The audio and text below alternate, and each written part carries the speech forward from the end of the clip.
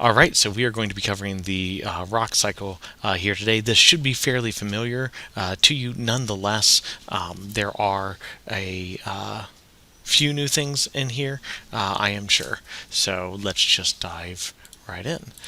So first off, we're going to start with the definition of a mineral. I wish we could spend way more time on this stuff. Unfortunately, you got rocks and minerals back when you were in 5th or 6th grade, and because of that, I don't get to spend too long on it. But rocks and minerals is genuinely one of my favorite topics to cover. I've did Science Olympiad for many years as a student. I 6, and there was an event, Rocks, Minerals, and Fossils, for a while. Eventually, they split fossils off, and it became its own event, and they rotated them. But those events were hands down my best. Something like 1/4 to 1/3 of all my medals come from those events, and I absolutely love minerals and rocks, and we just wish we could spend way more time on here. Remind me in class, and I will show off to you some of my knowledge. Just make a note here on your notes to ask me about that. Anyway, but minerals are naturally occurring inorganic solids, meaning not living, that have a definite composition or a definite makeup, that is a definite chemical formula. So there are minerals like gold that just is one element on the periodic table, Au. There's other minerals like halite, also known as rock salt, which has a definite chemical formula, NaCl. There are others that have long, complicated formulas, but it's still a definite chemical formula. Probably my favorite mineral is galena, and it has the formula PbS. It is lead sulfide.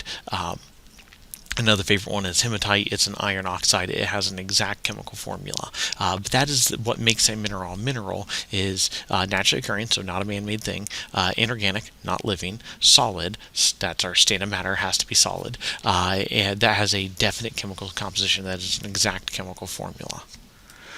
Rocks, on the other hand, are mixtures of minerals. And rocks have indefinite or inexact chemical makeups. The full definition of rock is a natural inorganic solid that has an indefinite composition because it's made up of a mixture of minerals. The other thing is you can have a rock like granite, and granite has feldspar in it. Well, the amount of feldspar in one granite versus another granite can differ. The percentage that is that. And a lot of times it is those percentages that tell us that this is a granite or this is an andesite or a diorite or whatever. And for those of you who are fans of Minecraft, you'll recognize some of these rock names. And the actual difference is the amount of these different minerals that are in them, predominantly, for our definitions there. Anyway, in the past you've learned there's 3 types of rock. There are still 3 types of rock, and normally if we were doing these notes in class, I'd ask you what they were. Since you're not around to be asked, I'm just going to give them to you. There is igneous rock, sedimentary rock, and metamorphic rock. And the difference between these are how they are made. Igneous rock is made from cooled lava or magma. And so you have molten rock and it solidifies. And igneous rock, because of that, is the parent of all other rocks. All rocks start out as igneous rock. Then igneous rock, through different processes that we're going to learn about this year, and that's really where we spend most of our time this year, is those processes that take us from one rock type to another, make these other rock types. So your other rock type are sedimentary rocks made from pieces of other rock or sediment from other rock. And then we have metamorphic rocks, which are made from rock that has recrystallized. Those minerals are considered crystalline in nature. They have a crystal structure, a definite chemical formula. If you apply heat and or pressure, then you can get those crystal structures to change into a different crystal structure. And so that process is recrystallizing. It's not so hot that it melts. It's not melting the rock. If you melt the rock, then you're back to molten rock. Molten rock is called lava or magma, and then that would turn into igneous rock. Metamorphic rock is other rock that has been recrystallized, so it has different crystal types and make it metamorphic rock. And of course, as you know, rocks can change from one type to another. And the forces that make and destroy these rocks are described as being constructive and destructive. Constructive forces construct or make new rock. Destructive forces destroy old rock. And some things that you would consider to be destructive because they're destructive to humans or life or property are actually constructive forces in the rock cycle. For example, a volcano, although it can be very dangerous to life and property, a volcano gives us new rock. It is a constructive force in the rock cycle. But when we're talking about constructive and destructive forces, you always have to think about what is happening to the rock itself. Anyway, with that, we're going to get into the rock cycle. And this should be super similar to what you've learned in the past. Maybe magma wasn't there before. I will point out I put magma into a different shape because magma is not a rock. It's an important part of the rock cycle. It's an important stop along the way, but it is not a rock of its own because rocks have to be mixtures of minerals, and minerals have to be solids. So magma cannot be a rock. And your diagram is unlabeled, of course. You want to make sure that you go ahead and label this. But this is probably what you've seen in the past, and unfortunately this is oversimplified. I believe it was James Hutton who first came up with the idea of the rock cycle, and he noticed that all rocks share minerals with igneous rock, and that igneous rocks seem to be the origin of all other rocks, and he came up with the idea of this rock cycle here. Well, it turns out that this isn't the only way for things to go, because of course an igneous rock, if it's exposed, an igneous rock could have heat and pressure applied to it, and that can start to recrystallization process to form a metamorphic rock. Or a metamorphic rock, which usually we think about being buried underground, could be exposed, and then once it's exposed, it can be weathered and eroded, and then that would form sediment that could potentially form a new sedimentary rock. So there are what we call alternate pathways within the rock cycle. So sedimentary rock can melt, igneous rock can have heat and pressure applied to it and become metamorphic, and metamorphic can go through weathering to become sedimentary rock. Now, I know those are overlapping, a little bit hard to see, and it's getting a little crowded, but we're not actually done yet. So it turns out that igneous rock can also melt and form magma. In addition, sedimentary rock, one sedimentary rock can weather and turn into a different sedimentary rock. Metamorphic rock can have heat and pressure applied to it and turn into a different metamorphic rock. So I'm sure you're frustrated and you're trying to fill out this diagram, and here's the thing. Everything except for igneous rock has 3 arrows pointing to it. So if you look at sedimentary rock, we have the traditional arrow from igneous to sedimentary. We also have an arrow inside in the center here going from metamorphic to sedimentary. And then we have an arrow on the outside going from sedimentary back to sedimentary. And all 3 of those arrows say weathering. All the arrows that point to a single stop here all say the same thing. So 3 of them say weathering, and we get weathering from igneous, from metamorphic, or from sedimentary. All 3 arrows that point to metamorphic say heat and pressure, and so we have igneous, sedimentary, and metamorphic, all pointing to metamorphic, and they all say heat and pressure. And then lastly over here we have 3 pointing to magma, and we have melting, melting, and melting there. You'll notice the only one that doesn't have multiple arrows pointing to it is igneous rock, because igneous rock is the parent rock of all other rocks. You may even want to jot that down somewhere around here or back on the definition of igneous a moment ago, that igneous rock is parent rock. That means that magma is the parent material. It's the starting point of igneous rock, but again, magma is not a rock. Igneous rock only has 1 arrow pointing to it, and it says cooling. Now, if you read your textbook will tell you there's one other rock type, and I do have that on here. It's organic material. They call it organic rock. I will get to here in just a moment how organic rock is really a subcategory of sedimentary rock. It's an additional category of sedimentary rock, I would say.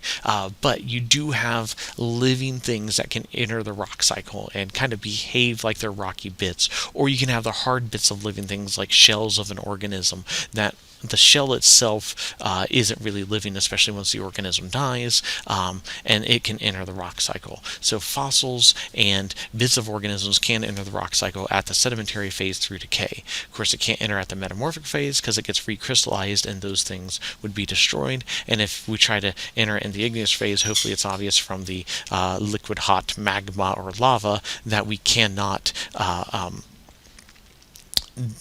have living things survive those conditions usually. You'll also note I put it in a different shape here, again because it's not a rock. I keep the rocks here in the round shapes and the things that aren't rock in other shapes. Anyway, that crazy diagram does finish the rock cycle, and like I said, I would love to spend all year on minerals and rocks, or at least longer than what we get to, but unfortunately we don't. We're instead going to focus this year on the arrows. So you're going to see this diagram over and over again. You'll probably get upset when you see it in the future, but in reality, I just want to remind you that the whole purpose here is we really are studying the rock cycle. We're just not focused on the stops on the rock cycle. We're focused on the movement between different types of rocks on the rock cycle as we go through the beginning of the year here with the different arrows that are in place there. And as a side note, we actually don't start at the beginning.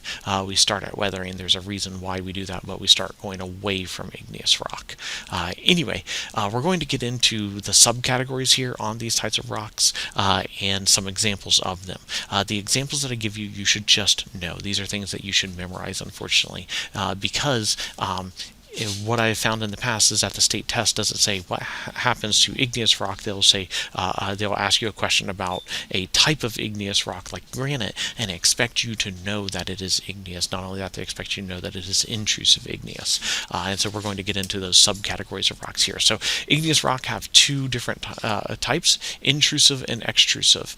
Intrusive forming inside of a volcano, extrusive forming outside of a volcano, or more specifically, under and over, inside and outside the Earth's surface. The ones that are inside cool very quickly and very slowly, because there's lots of heat insulating them, and because they cool very slowly, the crystals have time to grow and they get bigger and bigger and bigger. And so you can identify an intrusive igneous rock by the size of the crystals. And the one that you should know is granite.